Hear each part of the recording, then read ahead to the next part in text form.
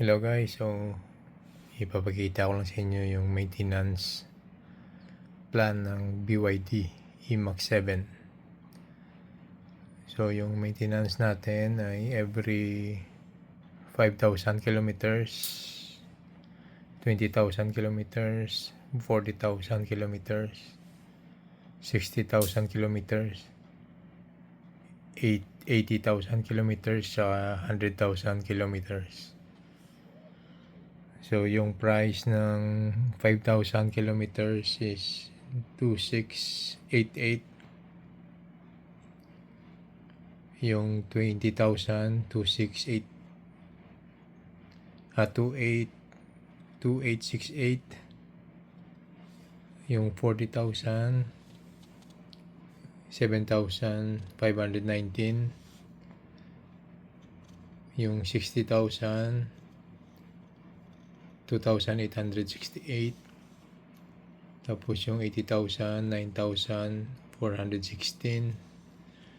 Tapos yung 100,000, 2,868.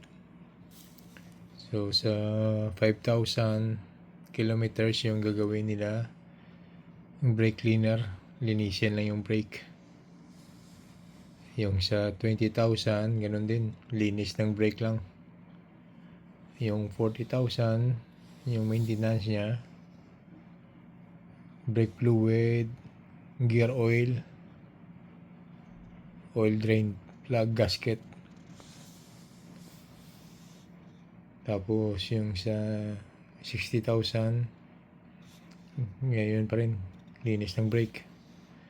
Tapos yung sa 80,000, yung gagawin nila is drive motor, anti-freeze, yung coolant. Yung sa electric controller na coolant yung pawalitan. Tapos yung brake fluid, gear oil, yung gasket ng plug, tapos linis ng brake. 100,000, yun, linis ng brake. Tapos 105, ganun na naman. Yan na yung maintenance niya. Okay, so thanks for watching. Don't forget to subscribe. See you on the next video. Thank you.